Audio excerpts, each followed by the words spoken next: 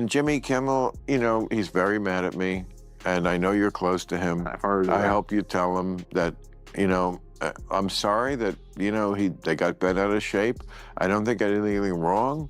We can have disagreements. I agree. I mean, you and I don't agree on everything. Look at this clash now. And yet we're cool. Sometimes I am a little brash about me when they compare me with the other late night guys. And I'm like, I'm not like you guys. I'm not. You could all exchange your monologues, all of you, and no one would know the difference in tone. Tone, okay? Tone, yeah. Whereas me, I'm not there. I'm not agree. in on your, I don't just buy into the left-wing bullshit. Bill Maher just sparked something big, throwing it right into the world of late-night TV and going straight at Jimmy Kimmel and the whole political comedy scene. And yeah, the internet is going crazy. Maher, who used to be close with Kimmel, opened up about how their friendship fell apart after he refused to follow the same path Kimmel did. No filters, no playing it safe. He pointed out what he believes is clear hypocrisy among late-night hosts and made it personal. This wasn't quiet, it wasn't polite, it hit like an explosion. If you're here for bold, unfiltered political commentary, buckle up, hit subscribe, and let's dive in. It bugs me so much. My tribe is supposed to be the left, but these are the people who just can't talk to you unless you're exactly there. Whereas the Republicans, they always come to my show. John Kennedy from Louisiana was on last week, took his beating like a man, like they all do, and we came across lovingly and smilingly and happily, and we can disagree. I agree. You and I aren't always completely on the same page, although we're very close because we're both smart guys. Maher didn't hold back when he turned the spotlight on his own side. He said too many people on the left have shut themselves off from anyone who doesn't share their exact views. They're sitting inside these tight bubbles, repeating the same talking points again and again without ever really testing them. It might feel comfortable, but comfort creates weakness. The moment they step outside and face real pushback, someone questioning their ideas or pointing out flaws, they often struggle, with little substance to defend their position. To Maher, that's not just a bad look, it's a serious problem. When real debate disappears, credibility goes with it. He's not just annoyed by the lack of honest conversation, he believes it actually hurts the causes they claim to support. In his view, if you can't deal with disagreement, you're not defending democracy, you're making it weaker. And to him, that's where the real danger begins. If that's not good enough for you, then I think you're the asshole. And I don't think Jimmy is an asshole. No, I think not. he's a great guy, and it bugs me that, because of what the latest thing was, that, we may never talk. You guys should be thick as thieves and on the same page. Even as he slips in a few quiet shots at Jimmy Kimmel, Maher says he's not trying to burn the bridge completely. He's reaching out, making the point that disagreement doesn't have to mean all-out war. And honestly, that idea lands. We're not clones. We're not meant to think the same, feel the same, or agree on everything politically. A healthy society actually needs some friction, different views pushing against each other, testing ideas, sharpening arguments. But somewhere along the way, disagreement started getting treated like betrayal. If you're not perfectly in line, you're suddenly the bad guy. Maher pushes back on that, saying it's lazy and it doesn't help anyone. Disagreement should lead to real conversation, maybe even some tough back and forth, but not personal attacks or attempts to shut people down. For him, this goes beyond a strained friendship with Kimmel. It's about something bigger: tolerance and intellectual honesty. Being able to argue without making it personal. That's maturity. Treating every opposing view like a threat, that misses the point entirely. I mean, well, maybe you can't tell me that Congress I don't mean Congress. I mean like amongst the tastemakers, your sort of Tucker Carlsons, your Candace Owens, your Ben Shapiro's. You're right, they're all over the map. They're all battling They're fighting each other. Right, and on the left, everyone's sort of lockstep in terms of the tastemakers. Right, Ben Shapiro, Yarmulke, Tucker Carlson. Right. Not so bad. Right. So, but all I'm saying is whether you agree or disagree, at least they're being honest. Let's call it what it is. It's probably not a full-blown feud, but they're clearly not on the same page. And that tension, that's democracy in motion. Debate, friction, Ideas clashing until the weak ones fall apart and the strong ones hold. That's how it's supposed to work. That's the whole point. Now flip it around. Can we really say that same openness to disagreement is alive on the left? Not really. There are plenty of people who don't fully agree with the far left, but you don't hear them say it out loud very often. Why? Because speaking up can come with a cost. Backlash, isolation, getting labeled, or pushed aside. So instead, some people stay quiet. They nod along. They go with the flow just to avoid trouble. That's not real unity. That's self-preservation. And once fear enters the picture, honest conversation starts to fade. When questioning your own side feels off limits, democracy doesn't get stronger, it starts to struggle. Maher's argument cuts right through the noise. Any movement that can't handle internal disagreement is standing on shaky ground. Pretending everything is perfect and unified doesn't make it true. It just makes the whole thing more fragile. It wasn't a good look for the woman party that all the guys were speaking out for Jimmy Kimmel when Trump went after him, except on the woman show, where for 5 days the outspoken hosts were suddenly as quiet as a geisha. Then on the 5th day, they rose and said, "No one silences us. No one had to. You silenced yourself." Things really heated up when Jimmy Kimmel stepped away for a few days after controversy around comments from his show. No need to go over it again, you've seen the headlines. But this is where Maher's tone shifts. He focuses on the View hosts and how quiet they were while Kimmel was taking heat. The same voices that often speak up about free speech, compassion, and fairness suddenly had nothing to say when one of their own was in the spotlight. Maher doesn't see that as a coincidence. To him, it looked intentional. Staying silent was the safer option. No backlash, no online pile-ons, no becoming the next target. But in Maher's view, that silence says everything. If you only defend free expression when it's convenient, then it's not really a principle, it's a performance. It's not about standing firm, it's about protecting your image.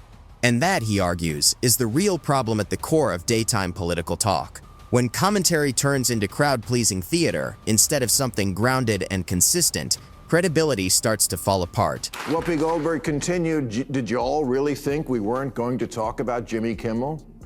No, I thought you would, but then you didn't."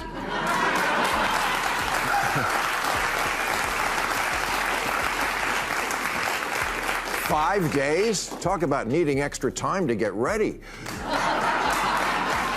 And if you can't take a breath and laugh at that, you're making my point. Like Kimmel, the hosts of The View openly lean into that woke identity. But their outrage doesn't always go both ways. When controversy hits the right, they come in strong, passionate, direct, and relentless. One mistake can quickly turn into a major cultural moment. A single comment becomes a full-blown crisis. But when the spotlight shifts to the left, the tone changes. The urgency fades. That same intensity just isn't there. Maher calls that out for what he sees as hypocrisy. If your reactions only show up when it's politically convenient, then they're not real convictions, they're carefully staged. In his view, that silence isn't accidental, it's a choice. Calling out your own side would mean holding it to the same standards, and that's a much tougher position to take. So instead, things slow down. There's restraint, patience, and a tendency to just wait until the moment passes. Maher's point is simple. You can't claim the moral high ground while applying your standards unevenly. Once values become selective, they stop being principles and start looking more like branding. You know, it's just an upbeat party show. That's why they hired people named Joy and Sunny and Whoopi.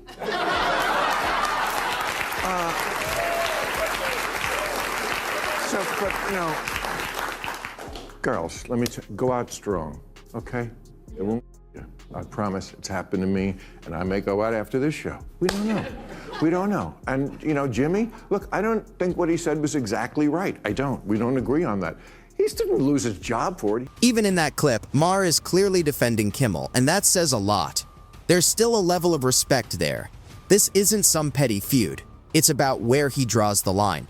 He's not trying to tear Kimmel down. He's pushing back against what he sees as a bigger shift in late-night culture.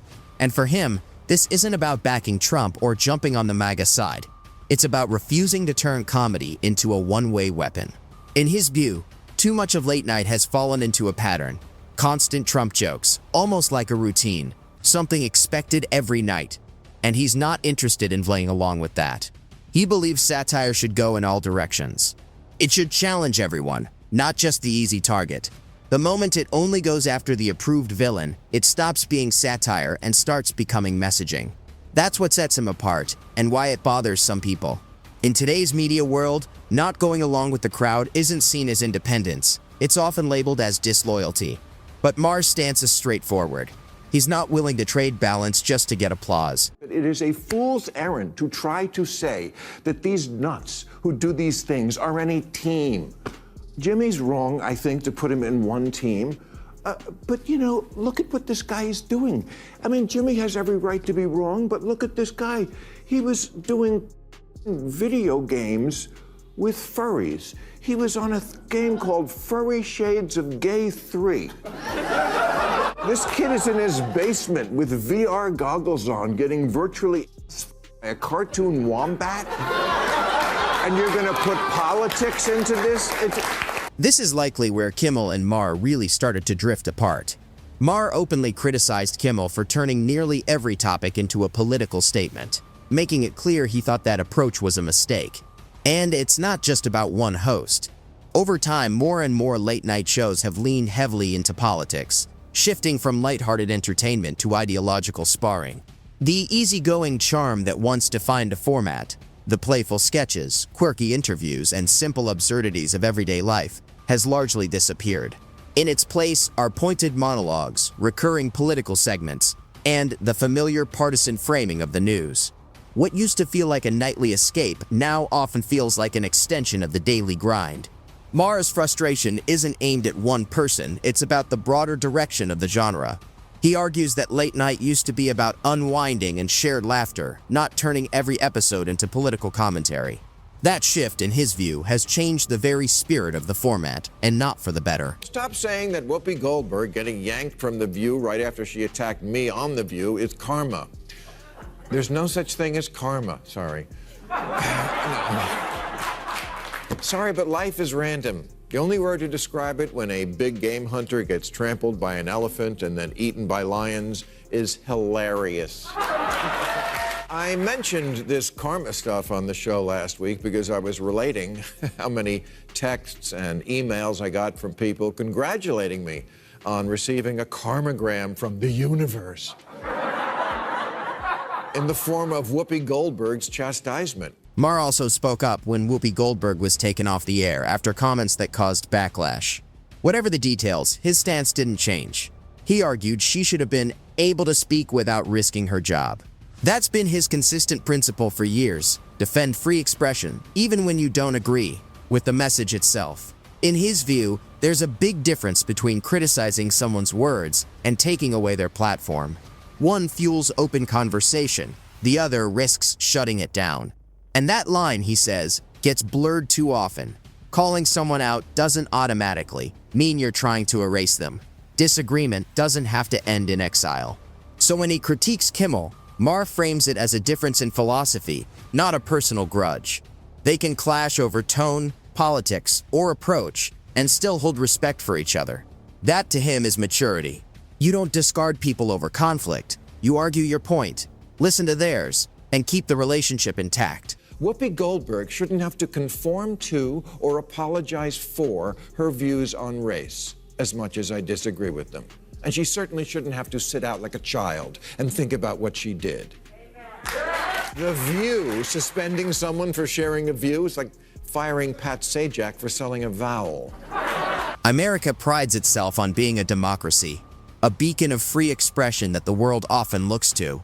At its heart is the right to speak, even when what's said is controversial, uncomfortable, or unpopular. Canceling someone just for expressing an opinion chips away at that foundation. Disagreement isn't a crime, and offense doesn't equal harm.